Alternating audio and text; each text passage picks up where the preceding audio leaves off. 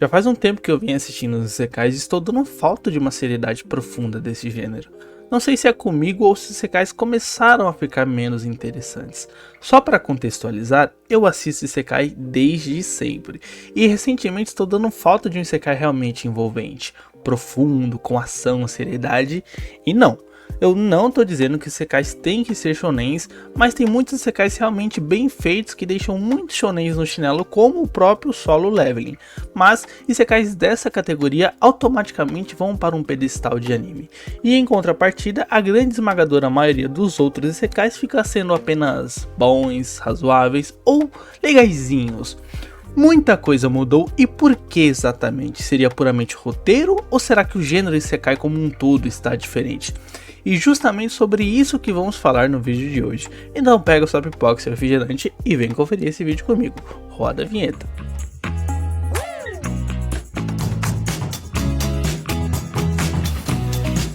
Há umas 3 semanas atrás eu comecei a assistir o anime do Slime.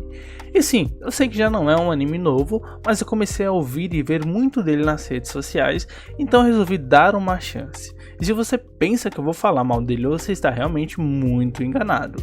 Quem está há mais tempo no canal sabe que mesmo que o anime seja ruim, eu não costumo falar mal dele, mas costumo citar pontos. Eu acho que naturalmente é isso que a gente tem que fazer. E o anime do Slime é realmente interessante, né? Geralmente Isekai vem sempre na mesma pegada. O cara morre, revive, vira um herói que está predestinado a derrotar o Lorde Demônio. Porém, como essa narrativa já ficou saturada, os Isekais começaram a inovar. Ao invés de fazer o cara ser um herói, a gente invoca ele e explora outras coisas com mais liberdade. Assim tira a coisa, o peso da obrigação de derrotar um Lorde Demônio. Isso que eu nem vou falar dos Isekais aí, que os Lordes Demônios estão cagando e andando para o enredo, né? Sequer ligam para a história. E o anime do Slime, eu acho que ele entra mais ou menos nesse contexto. Afinal, naquele universo que ele está, já tem um herói. E ele vem como um slime, ou seja, zero obrigações. Mas eu não vou entrar diretamente nesse anime, né? Até porque o vídeo é um contexto geral e esse anime é só para dar um exemplo. O começo é bem legal, até os 6 primeiros episódios mais ou menos, é bem divertido até. Mas depois começa a cair no problema atual da maioria dos isekais. E quais são eles? Bom, a gente começa com a falta de seriedade. O anime do Slime, quando entra numa situação perigosa, né, a gente fica tipo num estado de nossa, e agora? O que vai acontecer? Daí passa 2 episódios e o inimigo é derrotado de uma forma bem tosca e bem sem seriedade. Para quem assistiu o anime, eu vou citar o caso do Cardbis. E para quem não assistiu, Cardbis é um monstro aprisionado que tem uma força igual a de um general do Lorde Demônio. E nessa ocasião, o Cardbis estava vindo em direção à cidade do Slime.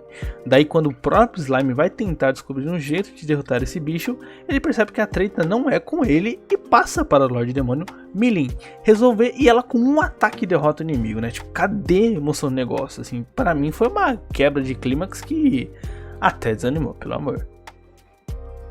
E eu poderia citar outros animes que começam a decair por causa da mesmice e falta de seriedade. Eu não tô dizendo que isekais tem que seguir uma linha, na verdade eu acho que é bem ao contrário. Eu até gosto de ver isekais inovando, mas pelo menos pra mim que acompanha esse gênero desde novo, tá nítido e claro a dificuldade de acompanhar obras que sejam grandiosas e que se igualem a animes de outros gêneros como shounens, entenderam? Eu acho que essa é a crítica, esse mercado tá tendo uma infinidade de animes bestas, obras novas e interessantes estão se tornando cada vez mais raras e difíceis de se assistir. Eu não falo por todos também, né? Afinal, nosso universo é bem vasto e grandioso. Mas se a gente for colocar no papel, o maior isekai lançado esse ano é justamente o Solo Leveling. Afinal, ele carrega o gênero nas costas, em construção, história, desenvolvimento de personagem, narrativa envolvente e outros elementos que carrega a essência que a maioria dos isekais deveriam ter. Quando eu falo que os isekais deixaram de ser o que era ou o que deveriam ser, eu me refiro ao senso de seriedade que os isekais antigos costumavam trazer. O propósito do personagem naquele universo, a ação, a jornada, o trabalho duro e todo o desenvolvimento que a história trazia. E hoje simplesmente não tem isso. E como eu não quero que a minha colocação seja apenas da boca para fora, eu vou dar exemplos de animes que ajudaram o gênero a se consolidar e já usar de comparação com outros da atualidade. Bora lá? Sword Art Online, ou São como é mais conhecido, né? Lançado lá em 2012, este anime desempenhou um papel importantíssimo na popularização do gênero Isekai, especialmente nessa era moderna do anime, né? Embora não tenha sido o primeiro a explorar a temática de mundos paralelos, São trouxe sim uma nova perspectiva sobre o conceito de personagens transportados para um novo universo, especificamente em um mundo digital, e ajudou a definir as tendências que continuaram a moldar o gênero, e alguns pontos que reforçam isso são: eu separei em 3 pontos para falar para vocês. E o primeiro é popularização em massa do gênero Isekai. São foi um fenômeno global e trouxe o gênero Isekai para o mainstream. Ele fez com que o público global se interessasse por mais histórias de, abre aspas, outro mundo, e ajudou a consolidar o Isekai como um dos principais gêneros de anime. Sua ampla aceitação abriu as portas para muitos animes semelhantes, e, consequentemente, também abriu as portas para os produtores produzirem em massa e deixar a essência do negócio de lado. Afinal, como os Isekais são bem aceitos, qualquer um Isekai mais ou menos vai ser bem aceito também, vocês entenderam a lógica? 2. Impacto cultural e comercial. O sucesso de São também impulsionou a produção de várias temporadas, filmes, novels e mangás, mostrando o quão lucrativo e duradouro o negócio do Isekai poderia ser. Ele estabeleceu uma fórmula que passou a ser replicada em inúmeras produções posteriores. Isso já casa com o que eu falei no primeiro tópico, né? Afinal, depois que perceberam isso, replicaram como se não tivesse fim. 3. Protagonista forte e ampliado. Kirito, o protagonista de São, se destacou por ser altamente habilidoso desde o início, estabelecendo uma tendência de personagens overpowers muito poderosos em isekais modernos. Posteriormente, muitos seguiram essa fórmula com personagens que rapidamente se tornaram figuras dominantes em seus mundos. No caso de isekais modernos, eles usam isso para tirar o peso de fazer um anime sério. Foi o que eu falei também lá atrás. É mais prático dizer que o cara é forte porque o cara é forte sim, sabe? Bom, eu citei a introdução do Slime, que cabe críticas, fiz a colocação do que os Isekais eram e os elementos que eles traziam e o que os tornava tão únicos, dando a possibilidade de se equipararem a grandes obras de outros gêneros como shounens, neifis, entre outros aí, e dei exemplos de só 2 animes que revolucionaram a visão ou o jeito que a gente consumia esse gênero. Porém, eu ainda não entrei a fundo no tema principal desse vídeo. E que pergunta eu poderia fazer para abordar isso? Eu deveria perguntar: por que os Isekais estão tão massivos e tão sem graças? Ou porque os Isekais estão ficando cada vez mais toscos? Ou até mesmo, como a indústria conseguiu fazer um gênero tão único se tornar uma coisa tão banal? Eu diria que todas essas perguntas estão corretas, e como eu não deixo perguntas no ar, eu vou tentar responder de uma forma que seja satisfatória até para mim mesmo. Então, bora lá. Para responder essas perguntas, eu tenho que entrar na história dos Isekais e falar um pouco da evolução que tiveram. Antigamente, o foco das histórias era a construção dos mundos e a jornada pessoal dos personagens. Títulos clássicos como Inuyasha e Scaflone não eram apenas sobre personagens transportados para outro mundo.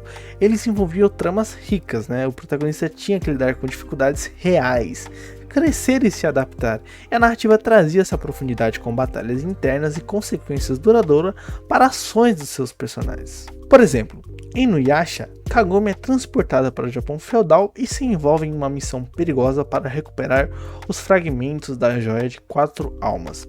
A história explora não apenas as batalhas contra demônios, mas também o crescimento emocional e a construção do relacionamento entre os personagens. Kagome não é uma heroína poderosa desde o início. Ela precisa aprender a lidar com esse mundo hostil, ao mesmo tempo que desenvolve uma dinâmica complexa com Inuyasha e outros personagens. A construção do mundo em questão torna a trama envolvente desde o início. Eu citei Inuyasha por ele ser um clássico bem antigo. E sim, eu sei que ele não é exatamente um Isekai como os chatos de plantão vão falar, mas basicamente são os mesmos elementos, então é como se fosse, Eu poderia citar Fuji Yugi, mas aí poucas pessoas iriam conhecer porque é bem antigo mesmo. Agora compara isso com os Isekais modernos, Hoje a gente vê uma avalanche de animes e mangás que segue uma fórmula padrão.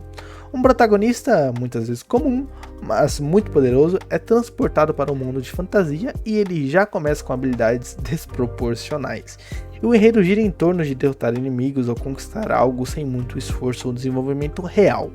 As histórias muitas vezes são fracas e sem tensão, pois o protagonista raramente enfrenta desafios reais ou consequências permanentes. Tendo em vista esses pontos, podemos chegar na seguinte conclusão: Os isekais modernos muitas vezes priorizam a fantasia de poder em vez de criar mundos ricos ou tramas envolventes, né? O herói geralmente já tem tudo o que precisa para vencer desde o início, eliminando a tensão e o desafio que faziam os isekais antigos mais emocionantes. Já por outro lado, os clássicos se destacavam justamente por incorporar essa dificuldade real, né, com consequências também reais para os personagens. E essa mudança eu acho que pode ser atribuída à comercialização do gênero. À medida que o isekai se tornou popular, muitos criadores passaram a adotar essa fórmula. Né, afinal, o sucesso precisava ser grande para atender essa demanda que crescia a cada dia, né? Mas isso acabou sacrificando a originalidade em favor da produção em massa, que agradava rapidamente o público, mas raramente deixam marcas profundas como isekais antigos, né? No entanto, nem tudo está perdido, né? Obras como Sword Art Online e outros exemplos ainda mostram que os isekais têm potencial para contar histórias emocionantes. Além disso, o futuro do Isekai pode trazer surpresa, né? Vamos torcer para os novos criadores se inspirarem nas raízes do gênero e criar mundos únicos e personagens profundos que resgatem a essência dos Isekais clássicos, porque é isso que eu quero, né? Então, embora muitos isekais modernos possam parecer banais, e são, há sempre esperança que o gênero volte a se reinventar, trazendo histórias que vão além da fantasia e meramente poder, com tramas bem feitas e emocionantes. Quem sabe a próxima grande obra já esteja sendo criada, né? Pronta para redefinir o gênero novamente. Mas vamos torcer para que isso aconteça em breve, né? Eu vou ficando por aqui. Não esqueça de curtir, comentar e se inscrever no canal para não ficar de fora dos próximos temas, tá bom? Um beijão do Kilo TV e até a próxima.